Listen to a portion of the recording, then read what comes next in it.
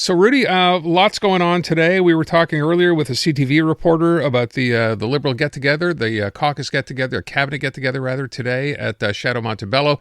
And every minister that I've seen so far is obviously talking about tariffs and borders. So what do you take on what you've seen and heard so far? Yes, look, yesterday was a roller coaster because in the morning there was some information that maybe there won't be any tariff in the short term, and that the new Trump administration will launch a study in terms of the international trade between Canada and the U.S. and the U.S. and other countries. And late in the evening, when President Trump was in the Oval Office, he was asked specifically on tariff for Canada, and President Trump said that he was aiming for February 1st for tariffs, so it's going to be sooner than later. And today, the cabinet, as you just said, responded. Prime Minister Trudeau said again that everything is on the table in terms of the response for tariff, and also that the goal is to have robust and rapid measures in terms of responding to the U.S., but also very strong. So now it's a lot of, what is going to be targeted? When is it going to be targeted? Is that deadline of February 1st, is it a hard deadline or not? Because again, in the first information we received and that was published, the Trump administration was looking at possibly a study with a deadline of April 1st. So everything now is in terms of what is Mr. Trump's going to say next, and Canada in a way is holding its breath on when those tariffs are going to be applied. And also, is it going to be really 25%? Because that's the big question. We know that President Trump wants to make sure that inflation is not too high, and perhaps maybe start with 2% and every month increase it, or go big in a way on February with the 25%.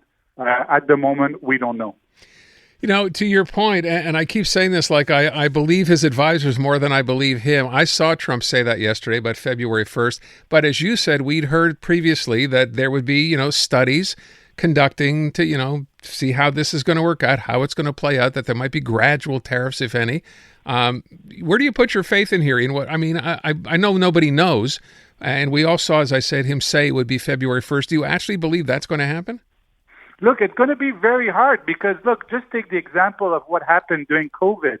You cannot just stop the supply chain all of a sudden. There's a lot of components from Canada that goes into the U.S., and it's for cars, it's for also the military, and it's for key sectors of the U.S. economy. And I'm not even talking about, obviously, oil and gas and critical minerals.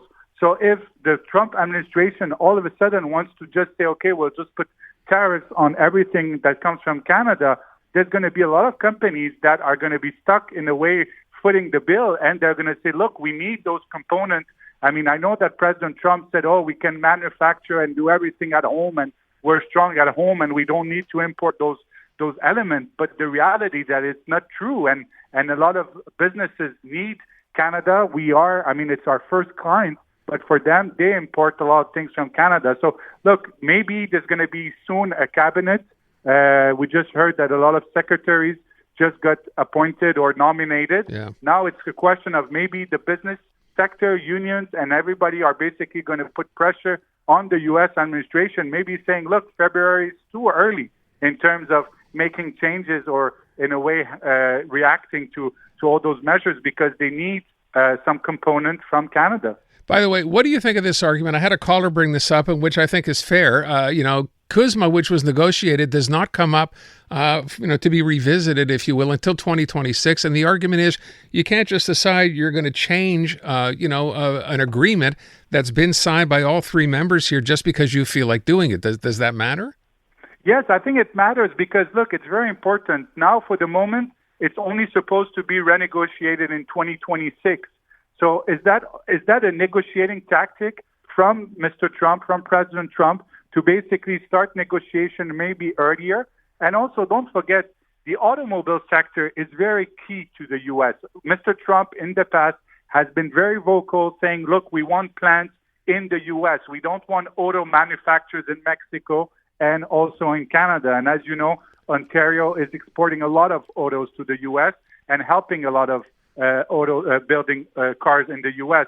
So is that a negotiating tactic to basically say, look, to the automakers, bring back everything, or for the U.S. to say, look, we want to renegotiate the new CUSMA and maybe change some rules of origin, saying that there must be a certain level of, 60%, 70%, depends. It's going to be a negotiation in terms of components that must be manufactured in the U.S.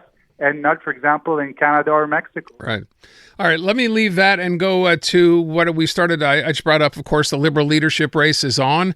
And from what I've seen, you had basically Mark Carney and Chrystia Freeland both giving the impression that the carbon tax, which has, of course, been what Pierre Poilievre's been going to town about, axe the tax at every opportunity. They're apparently ready to do that, at least one part of it. What do you make of that? Look, it is the Liberals' signature in terms of policy. I mean, Prime Minister Trudeau has been running in terms of, winning elections, saying we're going to have a carbon tax in Canada. This is part of their environmental plan. And now all of a sudden you hear Mark Carney and Chrystia Freeland both saying that they're going to, in a way, change, replace, or that they're looking at, doing some changes to the carbon tax. So it's you must ask yourself the question, what is going to be left in terms of, the Trudeau's government main policy in terms of the environment? And it was also very, very surprising today because we heard from Stephen Guilbeault, who's from Montreal, as you know, and who's the environmental minister, who said that he's also looking in terms of replacing the carbon tax, and that he's looking to see what are either Mr. Carney or Ms. Freeland are going to propose as an alternative. So the question now is, if the Liberals are now going to be against the carbon tax, there's no more difference between the Conservatives and the Liberals in terms of the carbon tax. Now, I don't understand the whole carbon tax issue all that well, but I know there are two components to it. One side is the consumer side, and that's the side that's being talked about, right? Yes, exactly. There's two sides. There's the carbon tax that consumers pay, for example, for their for oil and gas, for their heating bills, for example, not in Quebec, but in Ontario or in Atlantic Canada. And there's also the one for businesses, for industry. Okay, so that's the part that they're discussing. It's going to be interesting to see once the leadership race actually begins who plans to go the farthest, because they sort of been talking around it. I don't think anyone said we're going to completely eliminate it. There's been a lot of we'll study it, we'll see. So that's going to be an interesting take. With respect to just a final note here, we know there's a third runner in there right now, and that, of course, is Karina Gould. Some people say she's in it because, first of all, she's only 37 years old. It's good for the Liberal Party to have a new face, a younger face there. And even though she has little chance of winning the leadership race, it's good to have her in. Do you buy that? Yes, I think so. And also, don't forget that it's going to be a preferential ballot. So some people will put number one or number two in terms of Mr. Carney or Madame Freeland. But the question is there's a little bit of support for Karina Gould. She's going to be in a position that when she's going to be eliminated, who's going to be the number two on terms of the ballot?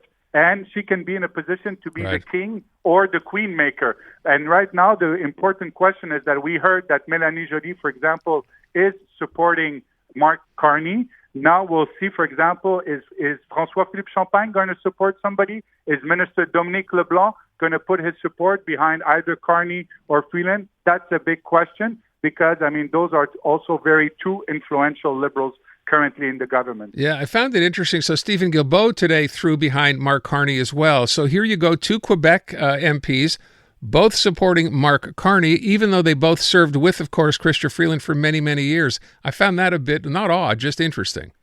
Yes. For the moment, there's not a lot of ministers who are supporting Ms. Freeland, but you have to give something to Ms. Freeland. She decided to come to Montreal. She was in Montreal Friday night, did an interview in French, and that's one thing that, for the moment, Mark Carney hasn't done.